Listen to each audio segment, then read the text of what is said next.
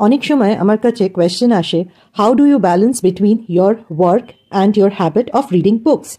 আমার simple answer হলো, তোমার জীবনে কোনটা প্রায়োরিটি। যেটা তোমার প্রায়োরিটি তুমি দেখবে যে সেটার জন্যে তোমার কাছে ঠিক সময় আপনি আপনি বেরিয়ে আসবে। আমার যেমনি হ্যাবিট হচ্ছে, রোজ রাত্রির 10টার পরে আমি বই পড়ি, যতক্ষণ জেগে থাকি। সেটা কখনো 12টা হতে পারে, কখনো 2টো হতে পারে, আবার সারা রাত জেগেও বই শেষ করেছি যদি আমার বইটা ইন্টারেস্টিং লাগে।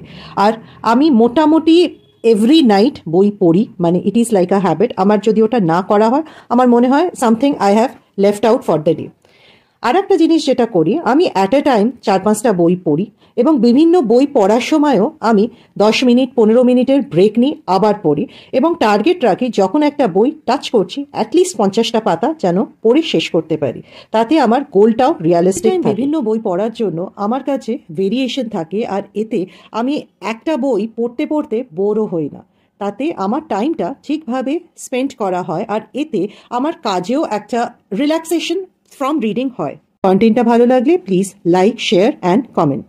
সবাইকে একটা বড় থ্যাংক ইউ আমার কন্টেন্টগুলোকে লাইক করার জন্য, আর সিমিলার কন্টেন্ট দেখার জন্য তোমাদেরকে বুক টেলস বাই পৃথা কিন্তু সাবস্ক্রাইব করতেই হবে।